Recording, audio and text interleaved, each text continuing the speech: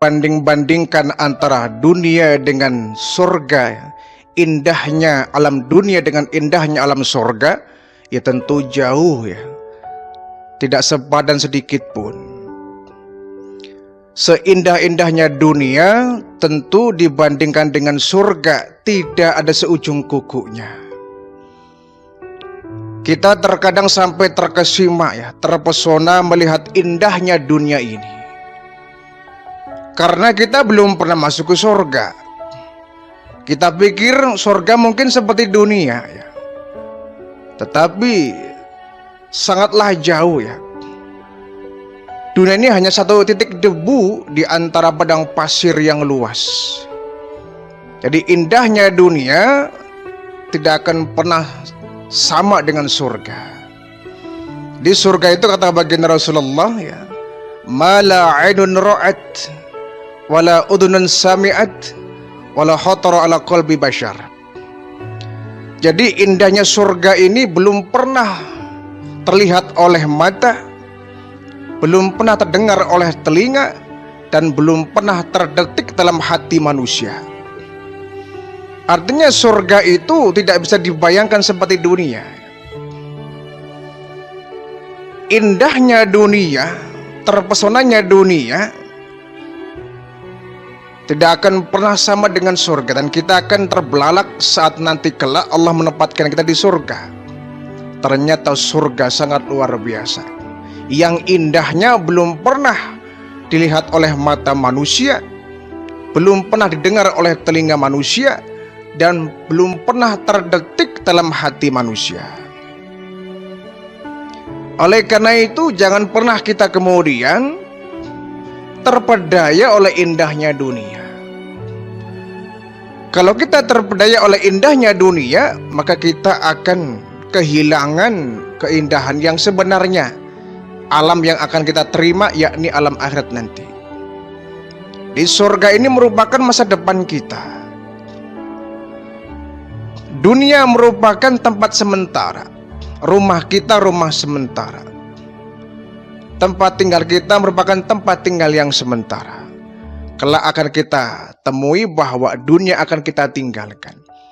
Keindahan surga akan kita raih. Keindahan surga akan kita dapatkan. Tetapi dengan cara kita meraih rahmat dari Allah Subhanahu wa ta'ala. Orang yang bisa mendapatkan surga dunia dengan surga akhirat itu luar biasa. Ada orang yang beruntung dunia, ada pula orang yang beruntung akhirat. Tetapi ada juga orang yang beruntung dunia, beruntung pula akhirat. Seperti doa kita, Rabbana atina fid dunya hasanah wa fil akhirati hasanah wa qina adzabannar. Ya Allah, berikan kepada kami kebaikan hidup di dunia dan juga kebaikan hidup di akhirat. Wa qina adzabannar, dan hindarkan kami dari siksa api neraka. Kita ingin mendapatkan surga di dunia, kita juga ingin mendapatkan surga di akhirat. Namun sekali lagi bahwa surga dunia tidak akan pernah lama ya. Jangan pernah kita jadikan surga dunia sebagai tempat tinggal kita yang terakhir ya. Jangan sampai kita anggap dunia sebagai pelabuhan kita terakhir. Surganya dunia hanya sebatas umur kita. Tapi surga akhirat, khalidina fiha, kita akan kekal di dalamnya. Ada satu kisah, semoganya bisa menjadi etibar untuk kita ya. Dahulu kala ada seorang raja bernama Shaddad ya. Mungkin kisah ini sudah pernah kita dengar ya, dari kisah para ulama-ulama kita. Shaddad bin Ad bin Aus bin Arum bin Syam bin Nuh. Jadi silsilahnya sampai kepada Nabi Nuh alaihi salam. Jadi beliau merupakan salah seorang cicit dari Nabi Nuh ya. Nah, dia punya obsesi ingin membuat surga dunia ya. Kebetulan Ad ini, orang tua Shaddad ini, memiliki 3 anak ya, Shaddad, Syadid, dan Arum. Ketika Ad ini sudah usia tua renta, sudah hampir meninggal dunia lah mungkin cara kita ya, dikumpulkanlah 3 anaknya ini, Syadad, Syadid, dan Arum. Wahai anakku, ini kerajaan besar kita, istana megah kita, harus ada yang meneruskan. Sekian lama aku menjadi seorang raja dengan segala kebesarannya, tetapi ya bagaimana aku adalah manusia, dan manusia wajib mati. Maka nanti ketika aku meninggal dunia, tolong teruskan ya, istana ini kalian jaga dengan sebaik-baiknya, dan di antara kalian harus ada yang menjadi penggantiku seorang raja. Nah, ketika Ad ini meninggal dunia, kemudian mahkota kerajaan pun diberikan kepada anak yang tertua, ya, yaitu Syadad ya. Syadad sebagai ahli waris yang pertama, karena dia merupakan anak yang pertama dari Ad.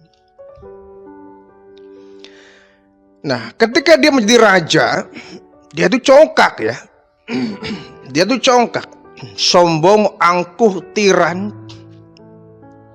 suka menzolimi orang, suka berbuat aniaya kepada menteri-menterinya, bahkan kepada rakyat sendiri. Pendek kata, dia hidupnya seenaknya lah. Nah, kebetulan adiknya Syadid dengan Arum itu meninggal dunia, sehingga tampuk kepemerintahan dipegang oleh Syadad. Semua kerajaan dikendalikan oleh Syadad ini. Semua tunduk dan patuh kepada Syadad. Dia bermental seperti Fir'aun ya, bengis, zalim, dan suka berbuat aniaya kepada rakyatnya. Nah, Syadad ini dia suka membaca ya, kitab-kitab terdahulu, syuhuf terdahulu. Nah, di dalam syuhuf itu dijelaskan betapa indahnya keutamaan surga ya, bahwa di surga itu ada taman-taman yang begitu elok dan indah, di bawahnya mengalir sungai-sungai, ada istana-istana yang megah, bunga-bunga pepohonan yang harum mewangi. Nah, membaca ini, Syadad punya ide. Saya juga bisa kalau sekedar taman yang indah, yang megah, ada sungai yang mengalirnya. Saya juga bisa kalau sekedar istana sih. Bisa, ngapain harus ke surga nih, pikir Syadad. Nah, satu riwayat menjelaskan bahwa Syadad ini memiliki istri itu sebanyak 1000 wanita. Masya Allah ya. Memiliki istri sebanyak 1000 wanita, dan dia diberikan karunia seorang anak 4000 banyaknya ya, karena istri juga banyak ya. Istri 1000 wanita, anaknya 4000 anak gitu. Begitu banyak itu. Begitu banyak gitu. Dan dia diberikan umur juga panjang ya, kurang lebih 1000 ya, 1000 tahun dia. 1000 tahun dia hidup, sebagaimana umur Nabi Adam alaihissalam. Ketika dia terobsesi ingin membangun sebuah surga dunia, saya juga bisa membangun istana yang megah, membuat taman yang indah, sungai yang mengalir, saya juga bisa. Pikir dia kayak gini doang mah ngapain di surga, di sini juga bisa. Akhirnya nih Syadad ini mengumpulkan menteri-menterinya. Wahai menteri-menteriku, ada apa tuan? Saya punya satu proyek besar, mega proyek. Apa tuan? Saya ingin membangun surga dunia. Surga dunia? Iya. Di surga itu kan katanya ada sungai yang mengalir, ada pepohonan, ada taman-taman yang indah. Kemudian ada istana yang megah, yang isinya penuh dengan intan, berlian, emas, permata, jamrud, yakut, kesturi. Itu yang aku dapatkan dari kitab-kitab terdahulu. Itu surga katanya. Kalau model begini kita juga bisa kan? Lalu bagaimana tuanku? Saya punya rencana, tolong kamu carikan satu tempat yang kira-kira di situ ada sungai, ada pohon, dan pemandangannya indah. Buat apa Tuan? Nanti kalian buat di situ, ya, bangun satu istana yang megah di hadapan sungai-sungai yang ada pepohonan yang indah. Karena Syadat dia itu punya kuasa penuh. Ya menteri-menterinya nggak berkutik, hanya bisa melaksanakan kemauan Syadat itu. Akhirnya semua menteri-menteri dikerahkan, semua tentaranya dikerahkan, bahkan rakyatnya pun semua dikerahkan untuk membangun istana yang megah, ya, ingin menyamai surga. Ini kan konyol ya. Ini kan konyol. Ya karena memang sejauh pemandangan pemikiran Syadat, ya, dengan pendeknya pikirannya dia mengatakan bahwa yang gini mah di dunia juga bisa. Masa bikin istana nggak bisa? Bisa lah, kita juga bisa bikin surga ya di dunia ini.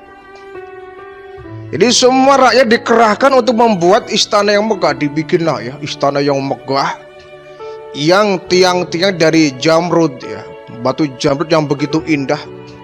Kemudian dindingnya juga dilapisi emas, intan, perak ya, mutiara yang begitu indah. Diukir sedemikian rupa. Kemudian di depan istana juga dibikin taman yang begitu indah. Ada sungai-sungai yang mengalir. Kemudian pepohonan pun dibikin seindah mungkin, ditata seindah mungkin. Kemudian diberikan wewangian ya. Pokoknya dia ingin menyamai seperti surga yang digambarkan oleh Allah melalui kitab-kitabnya itu. Nah, di dalamnya juga diberikanlah itu ya, karpet yang begitu indah dan empuk ya, dipan-dipan yang sangat indah ya, kamar pun ditata sedemikian rupa ya, kemudian dipannya pun, kasurnya pun cari yang paling empuk, dikasih wewangian yang sangat harum ya. Pokoknya dia ingin semirip mungkin dengan surga yang digambarkan oleh kitab-kitab terdahulu, para nabi-nabi terdahulu. Namun sayang dia itu ya, kata menterinya, Tuan, ini kita mendapatkan emas, intan, perak itu dari mana? Gampang itu.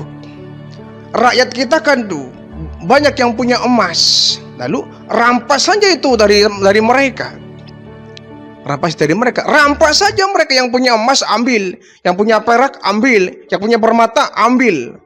Kalau mereka melawan ya tinggal dibunuh sajalah, mudah itu. Sehingga dia tuh belusukan ya, para menteri-menteri dengan tentara itu belusukan ke kampung-kampung, merampasi emas-emas milik rakyat. Nah, diantaranya ada 2 orang yatim ya. Ada 2 orang yatim yang dia kebetulan juga punya emas ya, peninggalan dari bapaknya, dari orang tuanya. Dirampas itu, nggak peduli yatim, nggak peduli yatim piatu, dirampas semua. Nangis nih yatim ya. Itu benda satu-satunya peninggalan dari orang tuanya, dirampas oleh tentara Syadat ini. Setelah selesai ya, finishing pun selesai, istana pun megah sekali ya.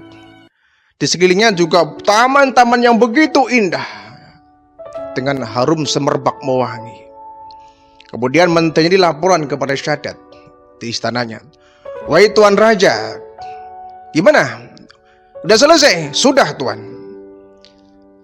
Seperti yang aku minta? Iya, seperti yang Tuan minta. Kalau begitu, aku perintahkan kalian semua, kita akan pindah semua barang-barangku, semua kekayaanku di istana yang lama, kalian pindahkan ke istana yang baru. Jadi itu menurut satu riwayat, lamanya membangun surga ala Syadat ini ya, membangun istana, membangun taman-taman yang indah, itu menghabiskan waktu 300 tahun. Bayangkan, subhanallah,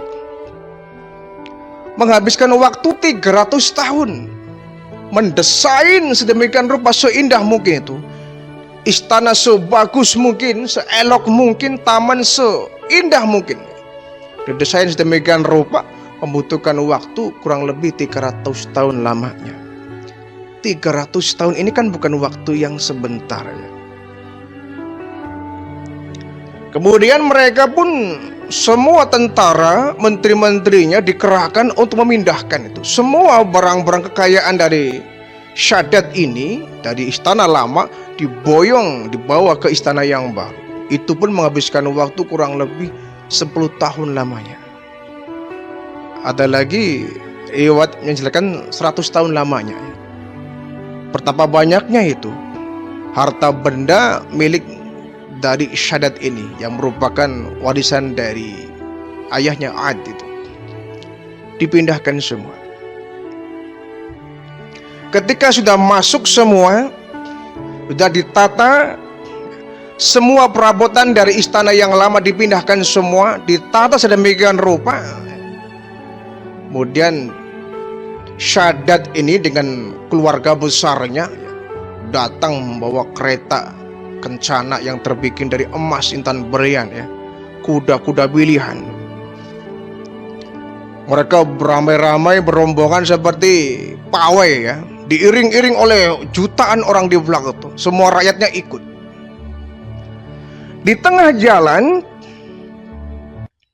dia dihadang oleh malaikat yang mewujudkan diri sebagai manusia. Wahai Shaddad, mau kemana Anda? Minggir kamu, kata sang Shaddad. Saya mau nanya, mau kemana Anda? Saya mau menempati surga dunia. Surga dunia? Iya. Kau bisa mau ke surga dunia? Lo bisa. Baik. Ada satu tawaran yang baik buat kamu. Apa? Kalau kau mengucapkan La ilaha illallah, kau akan bisa memasuki surga dunia yang kau buat itu, istana megah yang kau bangun itu. Tetapi kalau kau nggak mengucapkan La ilaha illallah, kau masih memeluk agama dulu, kau masih memeluk agama nenek moyangmu, menyembah berhala, kau nggak akan bisa masuk. Jangan banyak kok, minggir kamu siapa sih? Tiba-tiba datang menghadangku, nggak punya adab kamu tuh. Kalau cara kita ya, nggak sopan kamu, minggir kamu tuh. Nggak tahu dia adalah malaikat. Masuk dia, ya. Nah kemudian yatim tadi yang dirampas emasnya itu oleh pasukan dari Shaddad ini, dia berdoa, ya Allah, berikanlah hukuman yang setimpal untuk Raja Shaddad. Dia telah mengambil emasku, sementara emas itu merupakan satu-satunya harta yang aku miliki, peninggalan dari orang tuaku. Ya Allah, berikan hukuman yang setimpal. Yatim ya, seorang yatim berdoa ya dahsyat itu, menggetarkan aras itu. Akhirnya Allah pun memenuhi doa dari sang yatim ini. Shaddad baru juga masuk. Nah malaikat tadi yang kemudian disingkirkan oleh Shaddad, dia berteriak sekeras mungkin. Ketika malaikat yang berwujud orang tadi berteriak keras, itu ternyata teriakannya luar biasa, menggema ke seluruh jagat raya. Akhirnya dari teriakan ini seluruh orang yang ada di tempat itu bergelimpangan mati. Istana Shaddad yang baru jadi, yang megah, yang indah, yang menawan, dilapisi emas, intan, mutiara, jamrud, hancur berkeping-keping itu, tumbang, runtuh. Satu teriakan dari malaikat ini, semua runtuh. Bala tentaranya, menteri-menterinya pun mati semua, itu bergelimpangan dari sebab teriakan sang malaikat ini. Itu merupakan doa dari sang yatim tadi ya. Seandainya dia nggak merampas harta orang, misalkan ya, dia modal sendiri, umpama dia membuat surga, mungkin nggak akan jadi bencana. Dia bikin surga dunia yang berasal dari rampasan rakyatnya. yang di antara rakyat itu ada yatim piatu. Yatim piatu doanya makbul. Ya. Jangan pernah kita menyanyiakan, apalagi menzolimi harta dari anak yatim piatu.